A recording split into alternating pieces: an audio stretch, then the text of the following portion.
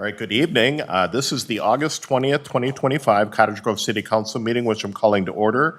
I did want to mention that this meeting is being recorded by True Lens Community Media, and you can view city meetings live and then replay them on cable channel 799. And meetings are also streamed live and archived at the City of Cottage Grove's YouTube channel. So after calling the meeting to order here and mentioning that, I'll have everybody stand for the pledge. I pledge allegiance to the flag of the United States of America and to the republic for which it stands, one nation, under God, indivisible, with liberty and justice for all. All right, will the clerk please do the roll? Councilmember Clausen. Councilmember Olson. Here. Councilmember Thiede. Here. Councilmember Garza. Here. Mayor Bailey. Here. Next on our agenda this evening is open forum. This is the opportunity for anybody who wants to speak on something that's not on tonight's agenda is welcome to do so.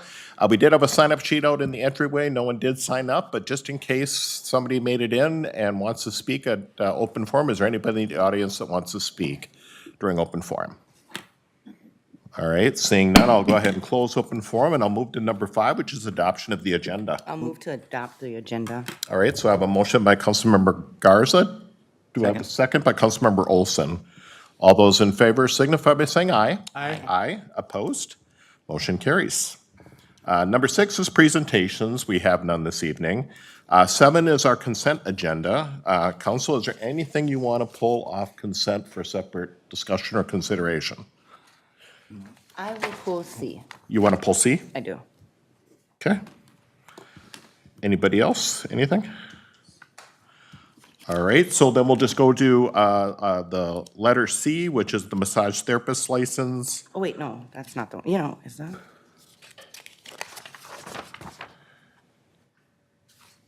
Yeah, it's C, the paraphernalia definition. Oh, no, that's actually a separate on our agenda. Oh, We'll be okay. discussing that later. So you had nothing you want to No, pull I on don't. consent then? Okay, I'll move consent.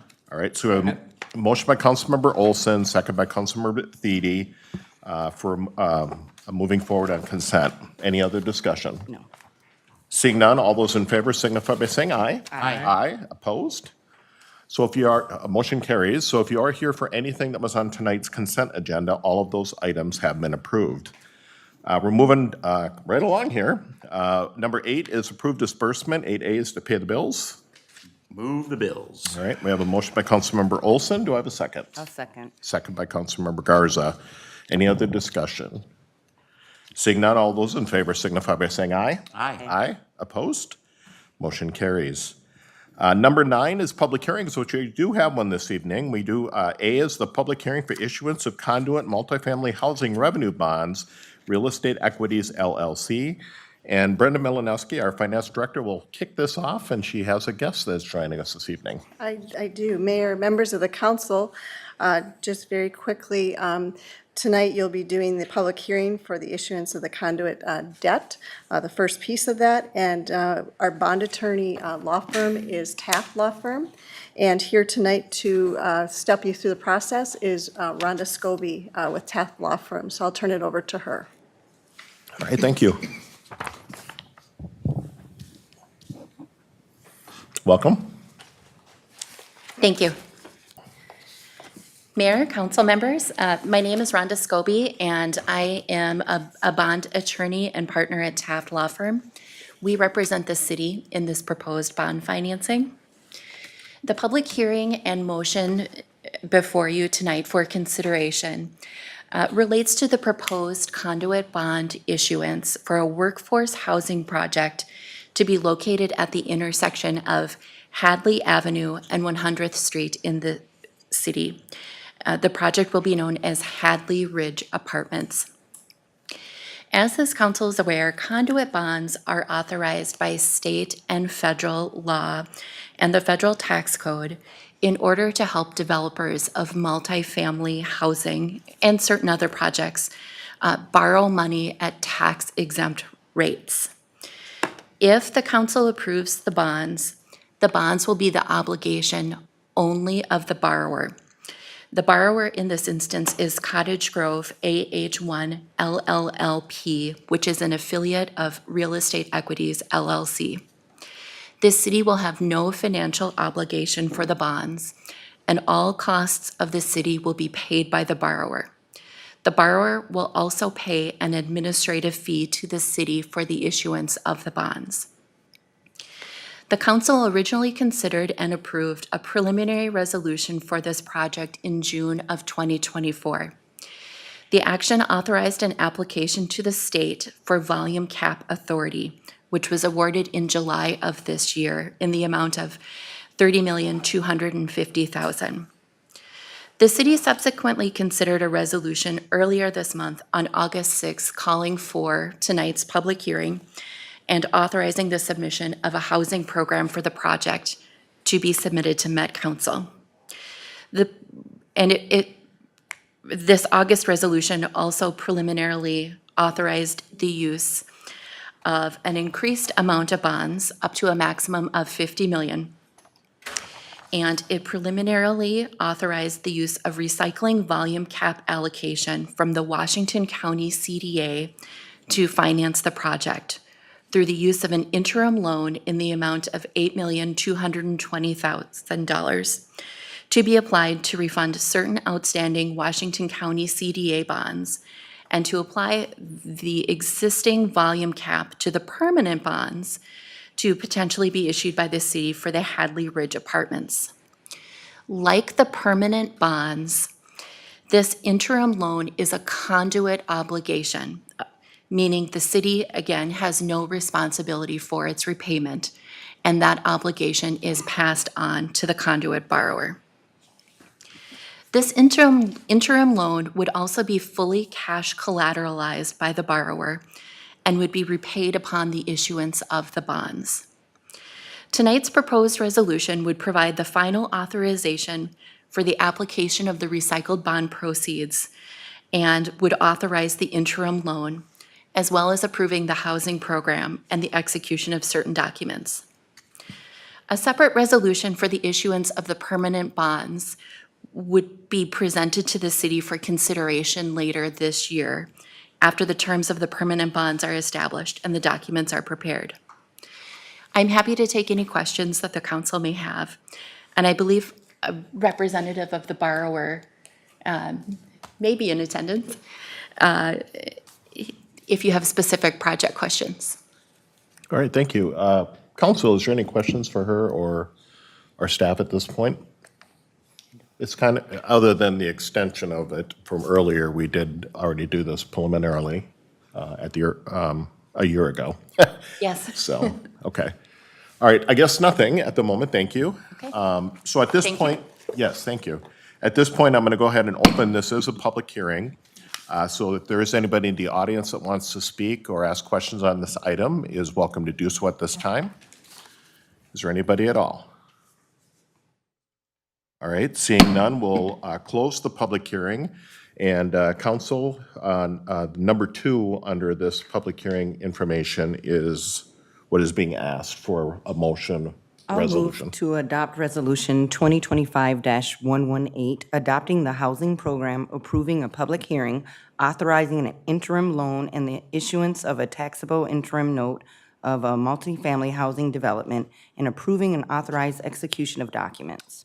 All right, so I have a motion by Councilmember Garza, seconded by Councilmember Thiede. Any other discussion? Seeing none, all those in favor signify by saying aye. Aye. Aye, opposed? Motion carries. Thank you for coming. All right, moving, that was the only item we had under public hearings. 10 is bid awards, we have none this evening. Number 11 is our regular agenda. We do have 3 items on our regular agenda, so we'll start with A, which is the 61 Marine and Sports Conditional Use Permit and Site Plan Review, and Samantha, our senior planner, is going to walk us through this one, so welcome. Thank you. Good evening, Mayor and members of the council. Tonight, I am bringing forward to a conditional use permit and site plan review request from 61 Marine and Sports, located at 11730 Point Douglas Drive on approximately 11.97 acres of B3 zoned property. A little background for everybody. The use here, which is the boats and recreational vehicle sales and service, was a legal nonconformity and has has been since 1984. There were several permit approvals, conditional use permit approvals between 1984 and 2015. In 2015, all of those previous approvals were rescinded and a new CUP, site plan, and minor subdivision were approved for expansion of the business. Between 2018 and 2021, additional site plans and CUPs were approved as the business continued to expand onto neighboring properties. In 2022, the zoning classification was changed to B3, where the use for recreational vehicle, boat sales, and service conducted inside a building is now a conditional use. So now is the time with the applicant proposing to expand their building with a 50-foot by 80-foot addition on the east side of an existing building. Now is the time for them to also apply for that conditional use permit to become, to comply with our ordinances instead of doing another conditional use permit to expand a non-conforming use. So we're just getting in line with the ordinances here and everything like that. The addition must be made of matching materials to the existing building that is out there now, which was a condition as for some of the other previous additions as well. There is no impervious surface being added here as the addition is going to be constructed over existing gravel. There are 3 stormwater basins on site that currently are capable of handling the existing impervious surface. In 2019, a CUP condition was that some vegetation be planted within a 10-foot setback along that east property line there. There is a condition for your consideration tonight that 11 coniferous trees be planted in the southeast corner of the property there, just as some additional screening from Highway 61 as you drive by there. For your consideration tonight, there are 2 resolutions on the table. Thank you. All right, thank you, Samantha. Any questions, council, at this point? And I don't think I see an applicant in the audience at this point, so, council, I'll move to adopt Resolution 2025-110, approving a conditional use permit for the display, hire, service, rental, leasing, and/or sales of boats and recreational vehicles conducted outside a building with servicing conducted within a building at 61 Marine and Sports, 11730 Point Douglas Drive South. all right, so I have a motion by Councilmember Olson. Do I have a second? I'll second. Second by Councilmember Garza. Any other discussion? Seeing none, all those in favor signify by saying aye. Aye. Aye. Opposed? Motion carries. And who would like to take number 2? I'll move that we adopt Resolution 2025-111, approving a site plan review to construct a 4,000 square foot building addition for boat servicing at 61 Marine and Sports, 11730 Point Douglas Drive South. All right, so again, have a motion by Councilmember Thiede. Do I have a second? Second. Second by Councilmember Olson. Final shot. Any comments, questions? Seeing none, all those in favor signify by saying aye. Aye. Aye. Opposed? Motion carries. All right.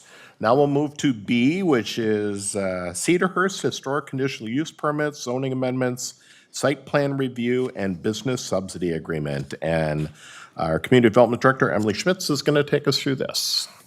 Welcome, ma'am. I am. Good evening, Mayor, Council. Cedarhurst or Belagala is the applicant. Yep. They have submitted several applications, which I'll go through just a little bit more detail throughout the presentation. However, for those who may not know, as they're driving by at the corner of 70th and Keats, there is a historic mansion tucked behind the vegetation there. So just to orientate you on where we are looking at for this beautiful mansion in our community. So a little bit of background, originally built in the 1860s. I'm not going to go into a lot of the historic details, but there are a lot out there, some great stories. So we're looking forward to seeing this site and this building repurposed and utilized in the community. In the 70s, it was approved as a catering business, and then later in the 2000s to host events as well. So this is not a unique proposal as a use for this particular site. The current property owner purchased the property in 2021. If you recall, there was a proposal for that redevelopment of the site with some additional residential development, as well as improving of the mansion. However, that project did fall through. Therefore, Belagal, as I indicated, is before you this evening, looking for an opportunity to operate their wedding venue operation out of the mansion. Belagal is a company founded in Minnesota. They own and operate quite a few wedding venues throughout the Twin Cities metro area. They are here this evening and can certainly offer you some additional details into their business ventures as well. But they are proposing that year-round wedding and event center at the mansion, as well as the adjacent parcel, we call it the Gardener's Cottage, as well. So to be clear, there's two buildings, two parcels involved in their request, both coming together to support those operations. So how do we get there? The land use and the zoning do have to come together to support us getting to a point where we can support and allow for that wedding event operation. So both of the parcels are currently zoned agricultural. However, our land use plan or our comp plan does guide the parcel with the mansion as mixed use, and it guides the cottage parcel, the Gardener's Cottage, as R3 low density. Now, when we have unique parcels, especially when the mansion is on the National Historic Register, and then you have the Gardener's Cottage, which we would hope someday will be on our local register, we find that using a historic conditional use permit allows us to be creative in a use to continue to maintain that historic integrity. So, it is a historic conditional use permit that will comply with both of those zoning districts. In the R3 district as well as the mixed use district, we use the HCUP as a tool to allow for those unique operations to support those historic buildings and the integrity of those. So the ask tonight is a historic conditional use permit on both separate parcels. So I'll go into just a high level of the restoration that is proposed for the mansion and for the site. Most notably, they are proposing a 4,000 square foot addition to the mansion, which they're calling the atrium, where they will host the majority of their events. Ceremonies will take place outside, which I'll get to a little bit later. However, that will be the most notable improvement on the site. I've also included some images for the public to be sure that they're aware of the current status of the interior of the mansion and the fact that it has sat vacant for quite some time.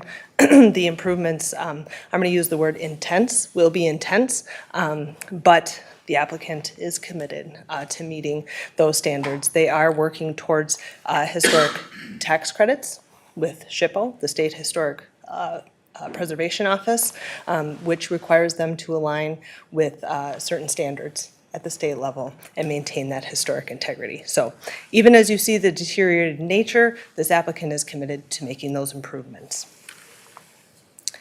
It's also important to note that they are removing a couple of outbuildings on the site in an effort to preserve as much as they possibly can. Of course, we want to be certain that they're preserving the safety of the folks who are going to be using the site. So several of the buildings will be removed as a part of their improvements to the site as a whole. The barn, this is an outdated photo as that barn actually now has fallen over. And then a couple of these other buildings that just cannot be saved. The applicant is proposing a couple of different outdoor ceremony spaces, which I think is important to recognize. I've got some additional details on the rose garden, but as you'll notice, 5 and 1 are also proposed outdoor ceremony spaces. Again, just the ceremony, but the dance and the reception will all take place indoors in the atrium.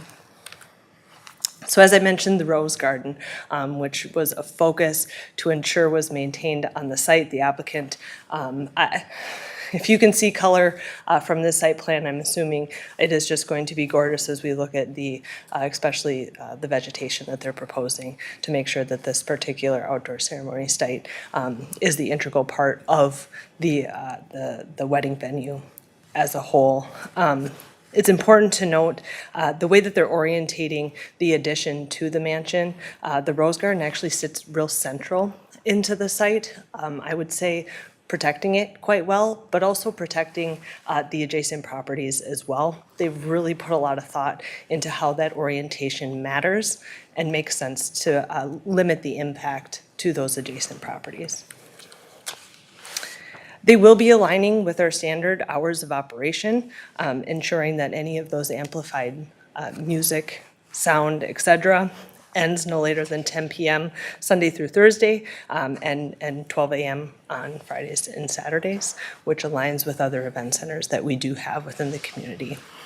And as I had just mentioned, we do have a really good buffer as well between those additional or adjacent property owners, a mature treed buffer that the applicant is planning to maintain. As I had mentioned, the Gardener's Cottage, it is on our wish list, I'm going to call it, to be on our local register. Therefore, the applicant is committed to applying for that property to be on our local register as they use it in conjunction with the activity happening at the mansion. Likely an office space, maybe a refuge for employees to get a drink of water, a snack, whatever that might be. But no events will take place within the Gardener's Cottage, but it will support the activity that's happening on the mansion site. So the general site plan, as I mentioned, a 4,000 square foot addition. They are addressing the access and the driveway within the site. If you've been there recently, you know that that access is quite skinny, for lack of a better way to put it. So when we think about a public safety perspective, we want to make sure that that equipment can get in there. So they're making sure to widen that driveway throughout the site, so there's no issues there. Some new parking areas, and then of course a utility connection, but I've got some additional details as we continue on. So access is currently from 70th Street and Keats Avenue. The applicant is proposing, and I'll try the pen here, their current access off of 70th is actually shifted a bit to the east. They are proposing to shift it a bit to the west. When the county worked through their roundabout project, this median, as you can see here on 70th Street, was installed. The current driveway location kind of is right in the middle of that median. So when we think about a free flow of traffic in and out as a full access, that median makes it a little tricky, right? And so by shifting that driveway to the west, that opens up that free flow of traffic both in and out of the site and having definitely a safer, I'm going to call it intersection or access in and out. So the applicant is committed to shifting to the west and also recognizes if we run into traffic challenges at their driveway access, they do have the opportunity to connect at Military on the north end in the northeast corner of their site, using that as a full access. The 20-foot driveway aisles, they are committed to expanding those. And then, of course, the final note that I wanted to make was the Gardener's Cottage also has its own driveway access to 70th. They are removing that additional access off of 70th, and there will be a shared access, of course, eliminating that additional in and out onto 70th Street there as well. 79 parking spaces are required to support the proposed use on the site.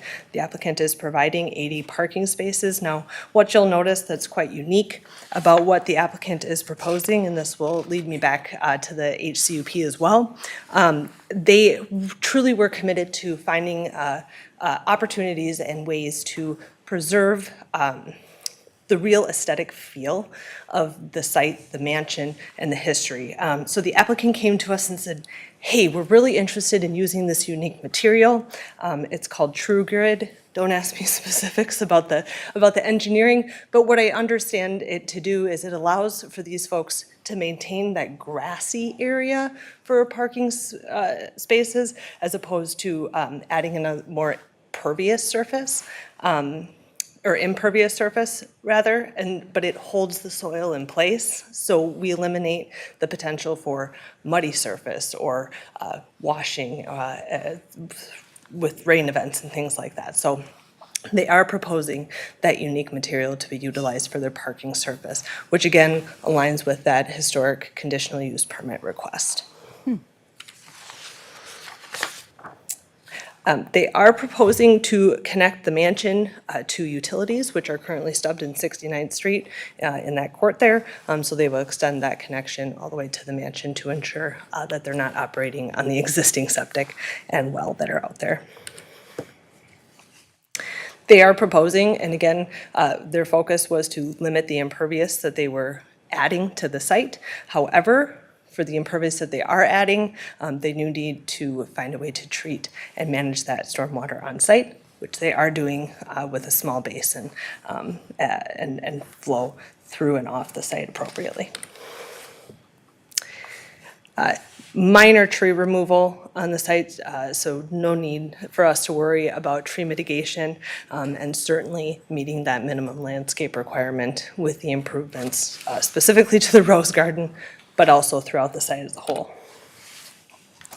The ACHP reviewed this application way back in June, actually, and there was a 5-0 vote in support of the proposed use and improvements to the mansion. And finally, there is a final recommendation before you this evening to support a business subsidy in the amount of $37,725 as a SAC credit.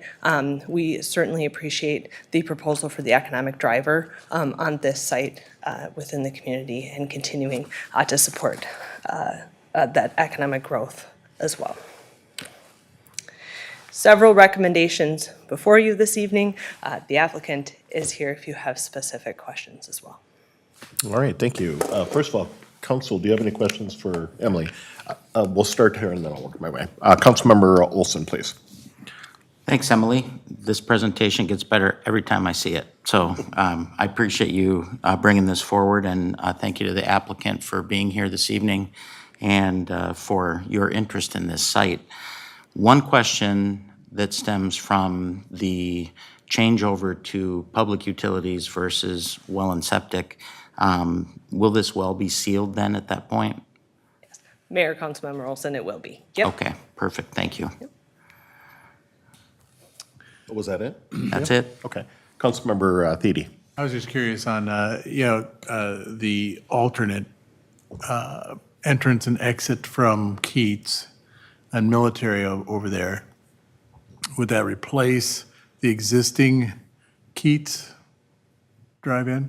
Mayor, Councilmember Thiede, yes, it would, if they Okay. so chose to adjust that driveway location to have that full access, because that median on Keats doesn't extend all the way to that old military connection. Okay. Okay. Any questions? Kind of on the sewer and water thing, the only other question I had was, is the Gardner House already city sewer and water? Mayor, it's not. Okay. And so the Gardener's Cottage will remain on private well and septic Okay. until such time either of those systems fails, then they will be required to Okay, connect. that's why I was curious, City. because I noticed you mentioned the mansion, but not Yep. the Gardner's house. Okay. All right. Did the applicant, did you want to speak at this point, or? One, two, three, who goes? Thanks, Emily. You're welcome. JJ, I've got you. And just your name and address for the record, please. JJ Maletsky with Bella Gala. So, Mayor, council members, thank you very much. I have a presentation, but she nailed it, and you were right. She gets better every single time. So, I guess, do you have any questions for me? You guys have seen this a handful of times, and We got to see some really nice renderings Yes. at Yeah. the Economic Development Authority meeting that we had. Yes. We missed you. We were hoping, come and have some coffee with us, hang out, but it's fine. that would have been incredible. I was Yeah. at Disney World, Yeah, unfortunately. yeah. No, So, no, that's yeah, just fine. Maybe not unfortunate, but A lot of times people compare Cottage Grove to Disney World. but, Yeah, same that's- thing. That's a conversation for another day. cheaper here. But the renderings looked absolutely amazing. Well, I think we still got a couple in here? All right, let's do it. I got a few things. We'll skip, we tried to cliff note this thing because it was about a 30-minute speech early. And so you already saw these things, obviously. She talked about the 4,000 square foot addition in the back. And, you did talk about that section in the center where the rose garden is, it's really gonna be helpful to sound, light, any types of those organic pollutions that we're gonna be creating, that it's not gonna really go into any of the adjacent neighborhoods, which is awesome. So just a different view of it. Obviously, you'll see the glass structure. Our goal is to make that rose garden as beautiful as possible. Our designer, Ed, the owner of the company, not me unfortunately, but Tim has been working with Ed for decades. He's helped create some of our best of our 6 locations statewide, and it's his design, it's his willingness to kind of lean into the history, to lean into the the true aesthetic of what this thing was 100+ years ago. So you'll notice here, this is just like a bridal suite. It's gonna be that luxurious breakaway from the big day and everything else for the bride or whoever's getting ready in that suite. The groom suite, or another getting ready space that we have, pool tables, things of a little more luxury for us gentlemen, but foosball table, maybe an arcade game or two, but those are gonna be the only things that are really gonna have the modern touch, I suppose, and we're still going to lean in heavy into that. And actually, President Roosevelt had that's kind of a goofy thing, but well, we're doing it anyway, had taken a bath apparently, and there's no photos to prove it, but we're gonna take that bathtub out of the restroom and actually put it into the groom suite as kind of like a photo op, just a neat piece of history that we want to hang on to. So there's a lot of things throughout the buildings that we're not going to be able to use per se, but we want to use them. We want to use them for art, maybe not function, but art, a story, just to kind of keep that history alive as best as we can. So, this is, she talked about obviously the 4,000 square foot addition is really the biggest thing that we're doing. We're not doing a lot to the inside of the house other than repairing, replacing when we have to, but trying to bring as much back to life, whether it's flooring, whether it's, original lighting, original wallpaper even, the original chandeliers and the original ballroom are still there. So we're gonna keep all that alive. This is probably the biggest adjustment in there is making a bar. Just a bar isn't necessarily functional enough. It wouldn't allow for proper ADA movement and everything else in there. So we're gonna move that and actually remove a piece of the wall that used to be gone 100+ years ago. So we're actually bringing it back to its original self and then placing this right beside the original fireplace that'll also sit there too. So they can come in here, grab a cocktail, and head out to the atrium and the rose garden to enjoy the rest of their evening. So. And then our ballroom too, obviously the historic, departments in the state are, they don't want you to make something that looks too much like the mansion. They want it to be different. They want it to be more or less detached, so if anything were to ever happen in the future.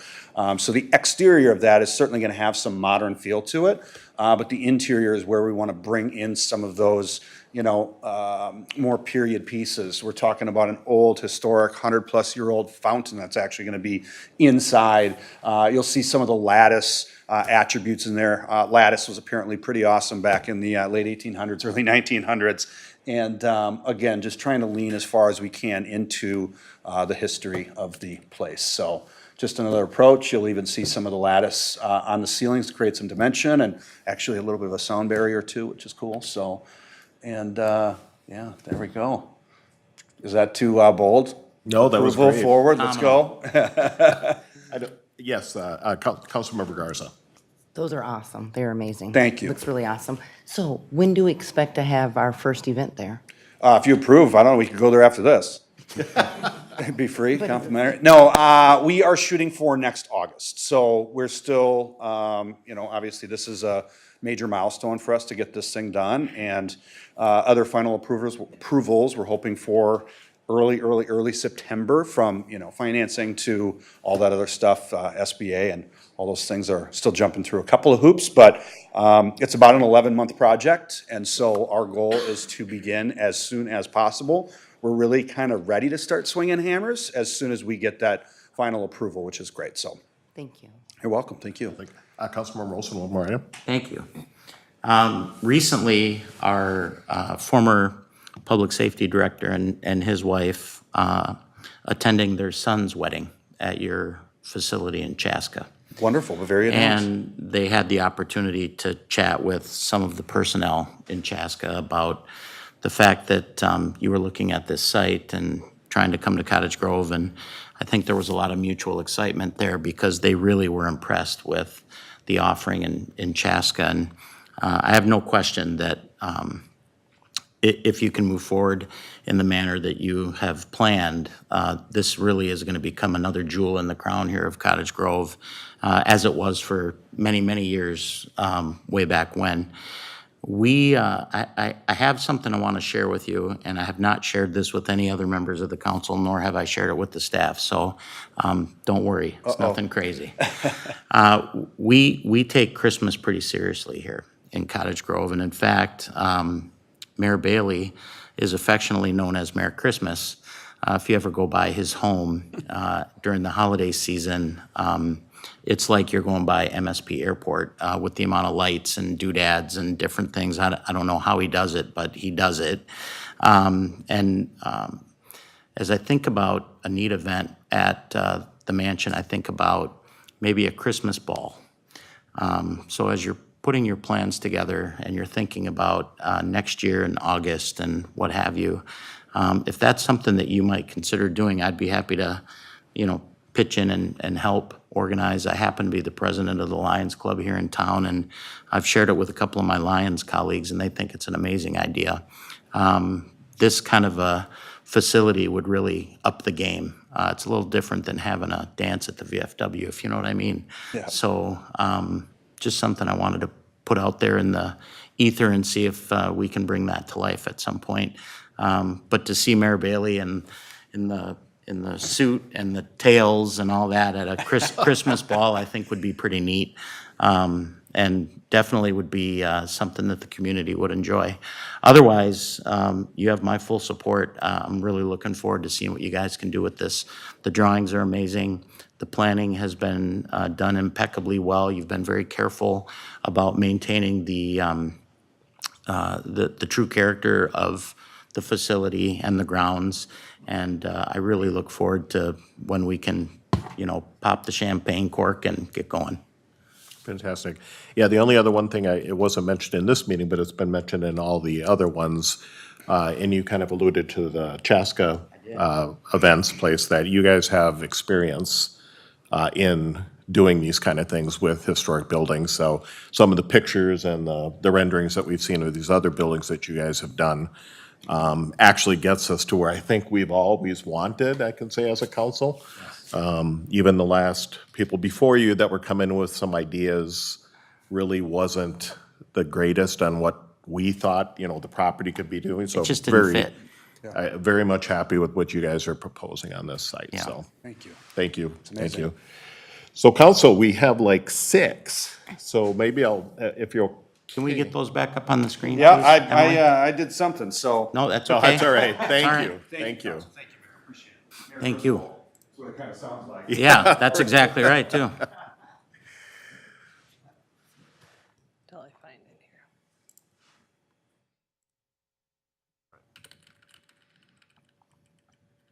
Well, she won't get it, I can hand my sheet. We'll get it one way or the other, there we go. All right, So do you Mayor, wanna start with you? I'll move that we adopt ordinance number 1103 to approve a zoning amendment to rezone the property at 6940 Keats Avenue South from AG2 agricultural to mixed use MU. All right, so we have a motion by Councilmember Olson, do I have a second? Second. Second by Councilmember Thiede. All those in favor signify by saying aye. Aye. Aye, opposed? Motion carries. Councilmember Thiede, you want to do number 2? I move that we adopt Resolution 2025-112 to approve a historical conditional use permit to operate an event center wedding venue on the Cedarhurst Mansion property located at 6940 Keats Avenue South, which is on the National Register of Historic Places and the city's Register of Historical Sites and Landmarks. All right, so we have a motion by Councilmember Thiede, do I have a second? I'll second. Second by Councilmember Garza. All those in favor signify by saying aye. Aye. Aye. Opposed? Motion carries. Councilmember Garza, you want to take 3? I move to adopt Resolution 2025-113 to approve a site plan review for improvements to the site and the mansion, in addition to the mansion located at 6940 Keats Avenue South for use as a wedding and event center. All right, so we have a motion by Councilmember Garza, do I have a second? Second. Second by Councilmember Olson. All those in favor of this motion signify by saying aye. Aye. Aye, opposed? Motion carries. Councilmember Olson, number 4. Mayor, I'll move to adopt ordinance number 1104 to approve a zoning amendment to rezone the property at 9912 70th Street South from AG2 agricultural to R3 single-family residential. All right, so a motion by Councilmember Olson. Do I have a Second. second by Councilmember Thiede? Again, any other discussion? Seeing none, all those in favor signify by saying aye. Aye. Aye, opposed? Motion carries. Number 5. I'd move that we adopt Resolution 2025-114 to approve a historical conditional use permit to use the Gardener's Cottage property located at 9912 70th Street South in conjunction with the commercial event wedding venue on the adjacent parcel at 6940 Keats Avenue South. Again, we have a motion by Councilmember Thiede. Second. Second by Councilmember Garza. All those in favor signify by saying aye. Aye. Aye, opposed? Motion carries. And finally, I move to approve the business subsidy agreement with Bella Gala to provide a business subsidy for $37,275 for up to 15 SAC units. so 15 SAC units. All right, so we have a motion by Councilmember Garza, motion by Councilmember Garza, second by Councilmember Olson. All those in favor signify by saying aye. Aye. Aye, opposed? Motion carries. You're on your way. Looking forward to it. Thank you so much. Thank you both for being here tonight. Yep. Appreciate it. It's a great idea. It'll be fun. 2026. There you go. Good. All right, our final item under regular agenda this evening is an ordinance amendment with the City Code 5-1-3, which is paraphernalia definitions, and our city, oh, she went over there. I was just I know it. looking there. It's Corey serious when Land, our she gets city up and moves over to attorney, this side of the room. is gonna take us through this one, so welcome. Your Honor, members of the council, you haven't heard enough about cannabis from me in a while. Yeah. So I know you missed the topic. I missed talking about it. We've talked about cannabis businesses. We've talked about cannabis uses. We've zoned them. We've put a registration ordinance in place. You've approved at least one cannabis use with Leafline Labs. But now we're going to talk about paraphernalia, which is a product that they sell. It's a little bit of a gray area in the law. Currently, we have an ordinance, most cities do, that is very common sense, and it's state law too, that you can't have drug paraphernalia. You can't use it, you can't possess it. And drug paraphernalia is defined as any device that is used to inject, ingest, inhale, or otherwise introduce a controlled substance into the body. So that seems like a very common sense definition. So we don't allow drug paraphernalia. We do allow tobacco devices in tobacco stores. Tobacco devices are known as a device that is intentionally used, designed, or intended for the chewing, sniffing, smoking, or other consumption, whether by inhalation, aerosol, or vapor, or ingestion of tobacco or tobacco products. Again, seems like it makes sense, common sense definition.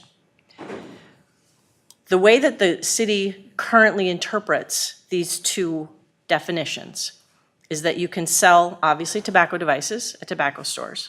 We don't allow drug paraphernalia. But the gray area is cannabis paraphernalia, because sometimes they look a lot alike.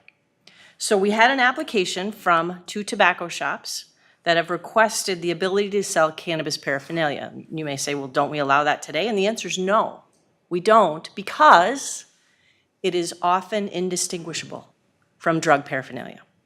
So we have taken an approach with the consent, or we've discussed it with the city prosecutor who supports this interpretation, that cannabis paraphernalia, unless it is truly in an environment such as a cannabis retail store, it is adjacent to cannabis products, it can be indistinguishable from drug paraphernalia.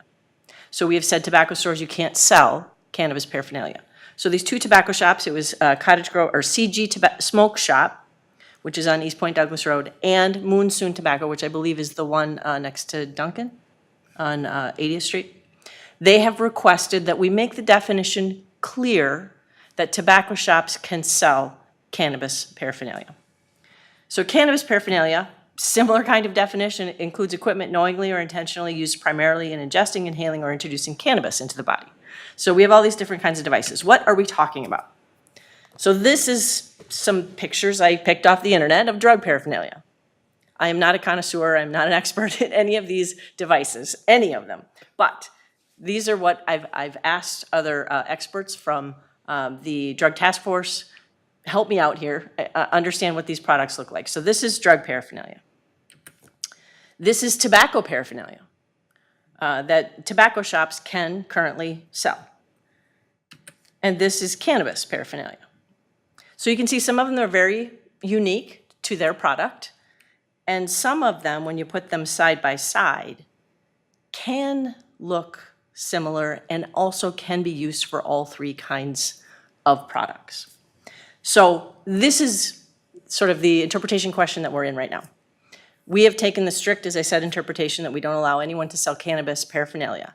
When we do, when we do, probably, get a cannabis retail or a low-potency cannabis retail store, they are allowed by state law to sell cannabis paraphernalia. Not a problem. We don't have one of those yet.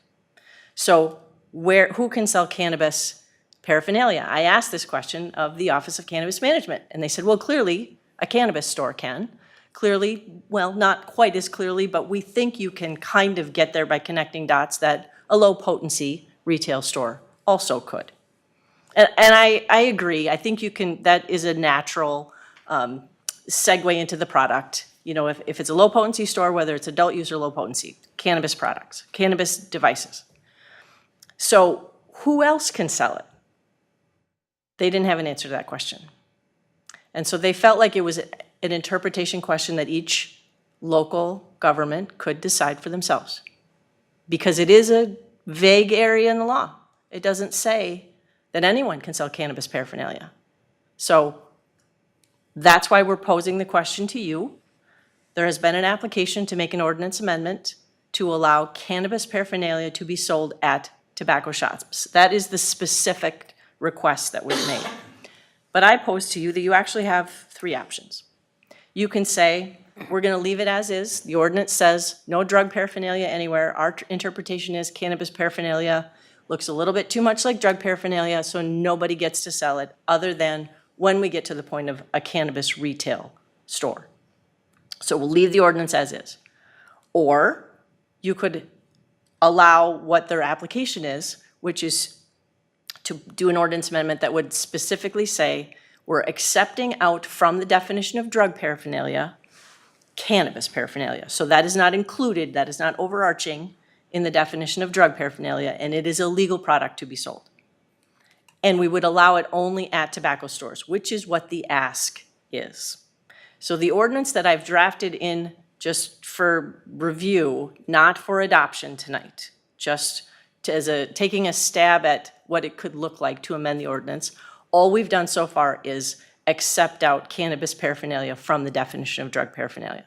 So that ordinance doesn't go far enough because there's a separate ordinance we would have to amend to say, and tobacco stores get to sell cannabis paraphernalia. So that's option 2. Or option 3 is you could say, let's just amend the drug paraphernalia ordinance to say cannabis paraphernalia is not included, and then anyone can sell it, if that's your policy direction. And when anyone, I mean gas stations, drugstore, grocery stores, anyone. It's a legal product, and anyone can sell it. So those are your 3 options, and I normally wouldn't pose this at a council meeting. We would have a work session on it, but this is an application that's similar to a planning application for an ordinance amendment, except it's on the city code side, not the planning commission side. So I'm posing it to you. Okay, all right, thank you. First of all, Councilmember Thiede. So my question would be, obviously, I've never seen any paraphernalia that automatically would come with free product in it or anything that really is the issue, right?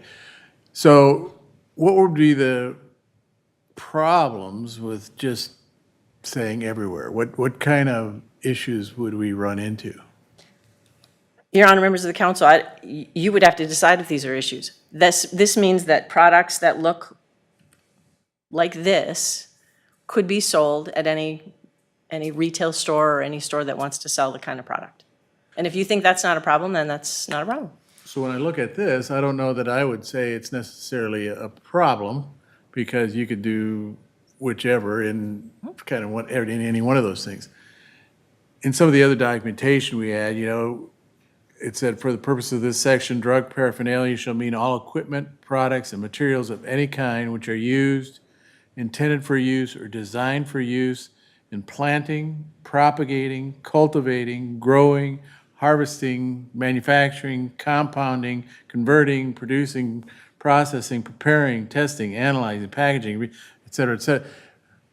So there's just a whole list of things which I see there, which I say is different than what I'm seeing here, in a sense. I wouldn't expect a tobacco store to be selling some kind of cultivation equipment. So, I mean, Okay. I think therein lies the difference. They truly are looking at selling something like the things on the screen.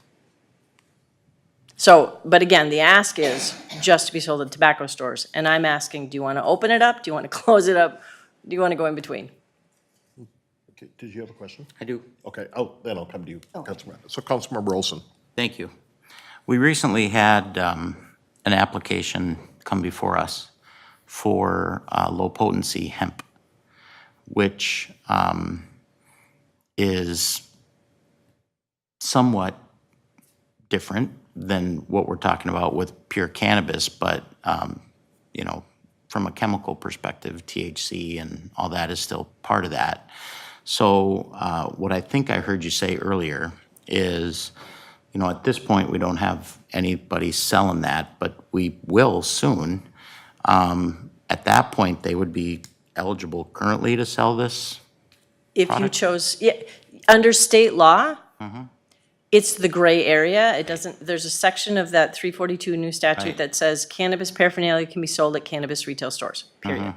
It doesn't say that in the low potency section. Right. So again, by sort of extrapolation, you could say it's a similar product. It Sure. makes sense. So that being said, if we look at the options that you presented, B would put us more in line with what the state is sort of guiding. I'm not going to say that they're doing a good job of guiding it, but they're sort of guiding it. Is that accurate? With the exception of allowing it specifically at tobacco stores. So calling it out, that they would say, state law is very clear, cannabis can sell it, adult use cannabis, grayer, but probably at low potency.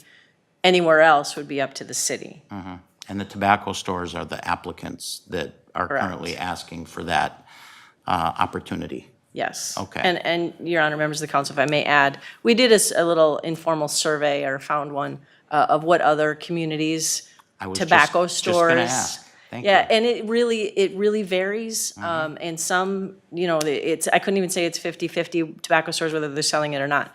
It really just varies by community. It varies by store owner. Some store owners don't want to get into it. But, so I think it really comes down to what you're comfortable with. Well, the piece that I wrestle with whenever we look at something like this is the enforcement piece, because that's always going to fall on our public safety team to be able to enforce whatever it is that we choose to do.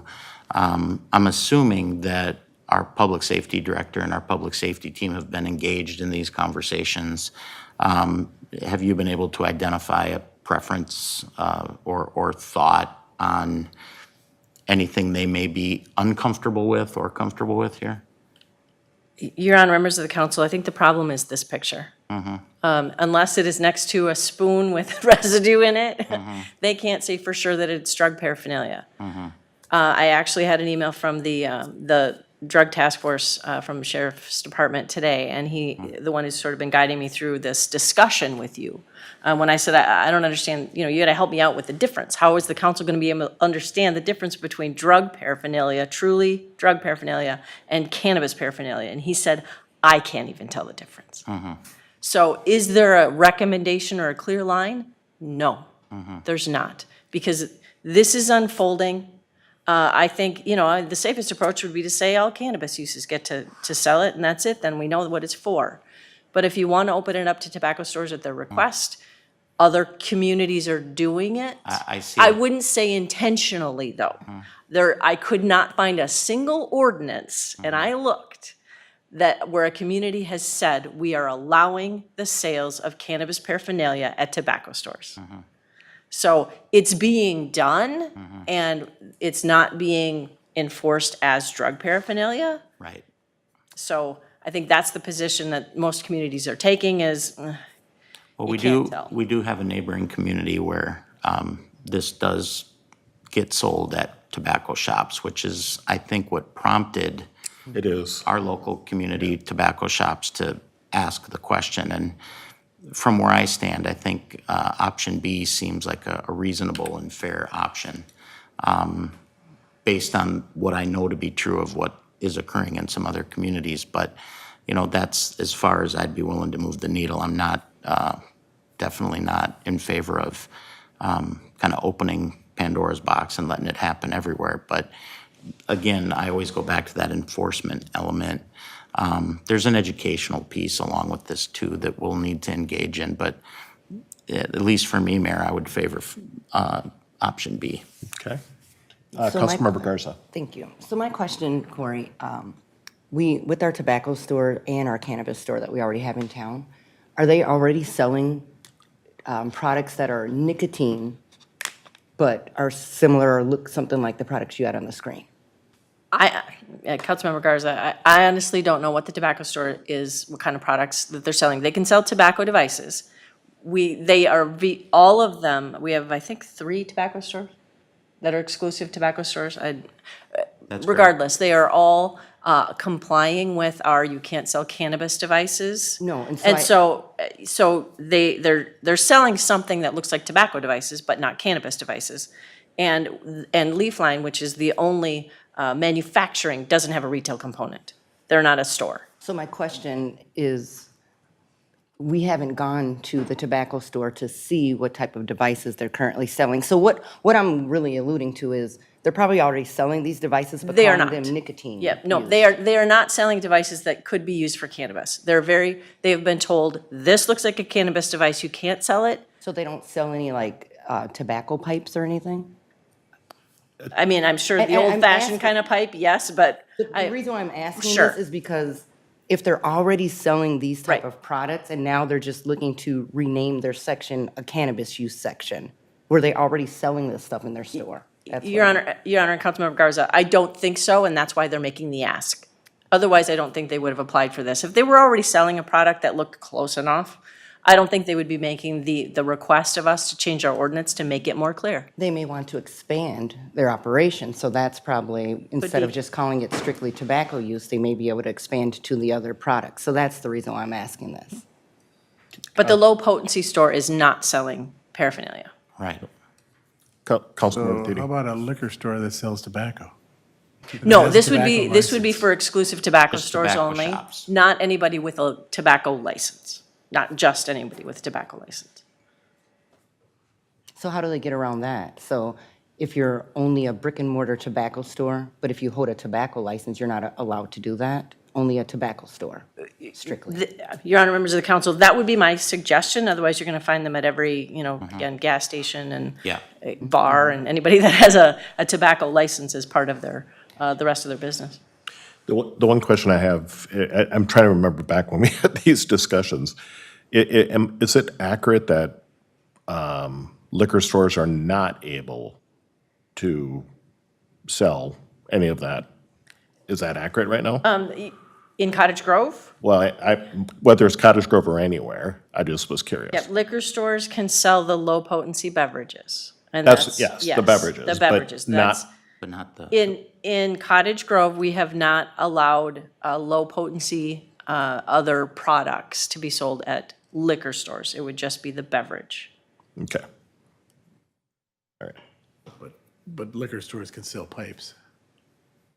Yes or no? Tobacco. They, only if they're tobacco store can they sell tobacco Well, products, but, Yeah, they got tobacco license. They can- yes. yeah. But that's kind of where I was heading with it, is if they're selling tobacco, then would this be another option in there? Somebody could smoke just about anything in a pipe, right? A meerschaum pipe or, And that or a Sherlock pipe or that was a, my question. Yeah, Councilmember Olson. Thank you. Again, I like option B because it does limit the tobacco store versus having a tobacco license. I think that that's a important distinction. And the other thing I think goes hand in hand with this is when you think about, a tobacco store or even a cannabis retail store, they're set up to do the training. They're set up to, handle compliance. We already do the compliance checks, those kinds of things. So our people are going to be in those buildings anyway. And they're already aware of the way that our city operates with respect to holding folks accountable to, follow the ordinance correctly and that sort of thing. And I believe we have pretty good relationships with the tobacco stores in town at this point. I know we had a little bumpy road for a minute there, but we took care of that. So to me, it feels fair. It feels reasonable to allow the tobacco stores to move forward with this request, as opposed to, as you stated earlier, kind of having it at every gas station and every other place that has a tobacco license. That's important for me anyway. That's important to draw that line of delineation there. And I think if we do that effectively, this makes sense. So I'll just say from my standpoint, I'm going to go at the moment. And I'm not saying you come back later and I change my mind, like before you actually get this going, but I'll go with B for now, would be my idea. I do have a little bit of angst or heartburn as it relates to, at some point in time, we could get, a gas station owner or somebody that says, hey, but I want to do it. I guess what I want to really do, and myself personally, and then maybe with our staff, is just to find out what other, I know you already know, because matter of fact, the city to the north of us doesn't even have an ordinance, and all their people are selling it in the tobacco stores. And the fact right now that we've had 2 tobacco stores that actually reached out to us asking for this, and the fact that a city to the north of us doesn't even have anything about it, but they're still selling it, I think it's better to do it legally from an ordinance standpoint and go from there. But I'm also not against somewhere in the future looking at, what, as this evolves, because this has been evolving even yet this year with what's going on at the state level, that might be something we want to entertain. And of course, as a council, we can always do that, right? At One some would point in hope time. the state would take that on at some point and give a better direction. That would be wonderful if that could occur. Yep, and Your Honor, members of the council, as you know, OCM is a new organization. They're still trying to figure it out. The legislature is enacting a lot of things that are not super specific. And so Yes. they're trying to do their best in interpreting things. And so we're filling in the blanks for them. Right. Where there are blanks. And as you said, maybe eventually either the statute or OCM will get more definition for us. But until then, I think it's helpful to put this in writing so everybody knows our rules. And it seems like a reasonable first step. And I do like the fact that they're asking us for permission, because the reality is they're saying multiple cities are out there that with nothing, and they want to be good partners. And so I'm totally okay with B at this point personally, but I'm also not against looking at it in the future. Yeah. So I'm probably all right to start with B2. I'd rather be a little more restrictive and then be able to open it up, because you go the other way and if you find some problems, it's tough. But I also have, heartburn for like public safety and that, and trying to figure some of these things out sometime, because it is kind of tough to, It is. say what's what, but, so. Yep. I'm right on board with Garza. y'all. I believe B is probably our best option to start with, to figure it out, where we're going, how we're going, all the things, so, yeah. Do you need what you official need. vote? I do not need a vote. I appreciate the direction, and the next step would be for me to prepare the 2 ordinances to come before you, and it may be on consent as long as it's not controversial. Okay. And it could be as soon as the next meeting, so I appreciate that. Thank you. Thank you. Sounds good. Thank you, Corey. All right. Sorry, now I'll flip my page over. So next item on our agenda, we're actually done with the main business, if you will, so to speak. The next item is council comments requests, which is number 12, and I'll start with Councilmember Olson. Thank you, Mayor. There's an awful lot of things coming around the bend here as we transition into Labor Day, and I'm sure that you're going to hear all about them from my colleagues. One thing I wanted to mention is if you are a fair-going person, and I know that there are an awful lot of those in our community, Cottage Grove was once again selected as a site for the bus rapid transit to the fair. So if you're looking to get out to the fair and get back home here to Cottage Grove, you'll have that opportunity if you go to the Cottage Grove Park and Ride, which is right along Highway 61 on West Point Douglas Road between 80th Street and Jamaica. It's right near the Youth Service Bureau building. It's a great way to do it. I think it's $6 round trip.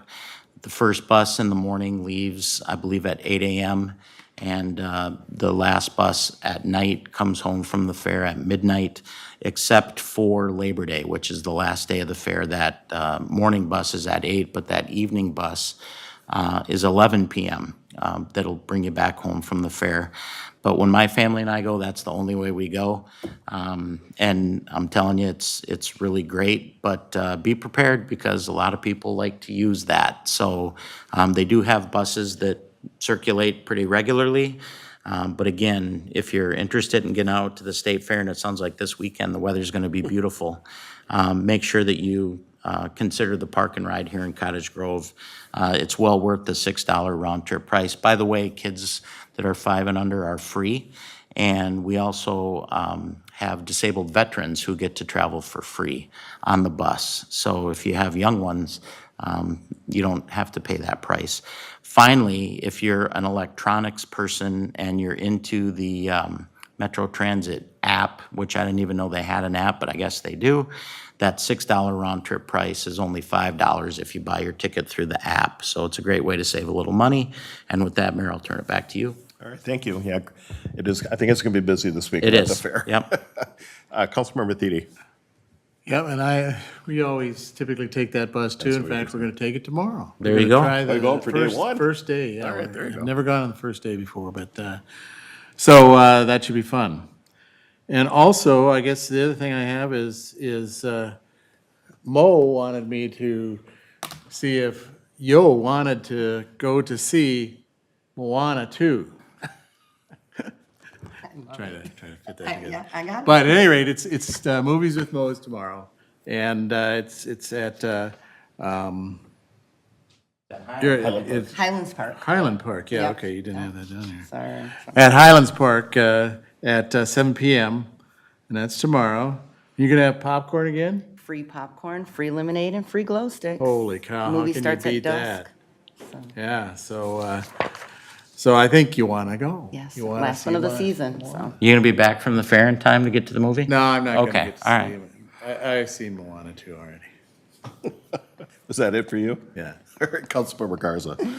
Thank you, Councilmember Thiede. Thank you, Mayor. So I will round it off with a few other activities that we have going on in the city. Of course, on Thursdays, we have Food Truck Thursdays right here at City Hall. So tomorrow we'll have a food truck up here. It's going to be the California Dip and Eat. So that should be really, really good. They're usually down at Cub Foods, so they're heading their way up here. So pretty good.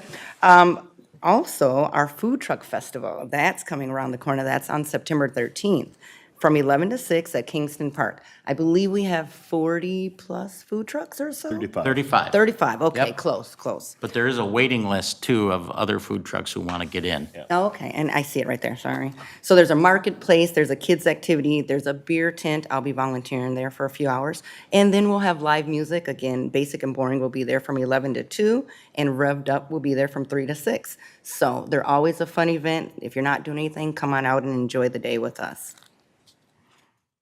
And that's it. Great. Well, then I'm going to piggyback on that because before you go to the Food Truck Festival, you got to do your Beyond the Yellow Ribbon Walk, Run, Rock, which is the same day, September 13th. It starts at 8 o'clock at Kingston Park. So you can get all that stuff, and then you're going to be so hungry, you're going to go eat all that bad stuff at the food trucks probably. But if you're interested in joining in, this is a fundraising event for the Beyond the Yellow Ribbon group. For well, you call it the River Valley now, right? Yeah, we're Mississippi River Valley Beyond the Yellow Ribbon, and we serve military families, veterans in the area. And this is a great fundraiser to help support us in that mission. Absolutely. So if you're interested and want to learn how to sign up and all the pieces of that, just go to www.runsignup.com, and you can sign up there. And again, you can walk. I've heard that comment from my colleague over here. It doesn't necessarily have to run, so if you want to get involved, or frankly, let's say you want to sign up and just donate the money. Yep. That's an option too. You don't have to run. So again, all the money goes to military families and military members in our 5K, area. 10K, and a 15K. So you can do any of those, and when you sign up, you'll get a T-shirt, you'll get your timer, you get a little gift bag, some refreshments, and then you get to stay for the food truck festival. There you go. How much better could it be? Sounds good. All right. So that's it for me. The next item on our agenda, which is open to the public, I believe we'll be going into the training room, and that is just kind of our final look at the 2026 budget for the city of Cottage Grove, and then also be talking about communication to make sure that we get the information out to the public on what's going on there. 14 is a workshop which we don't have this evening that's close to the public, and we won't be adjourning in here. We'll adjourn in the training room. So everybody have a great evening, and we'll talk to you soon.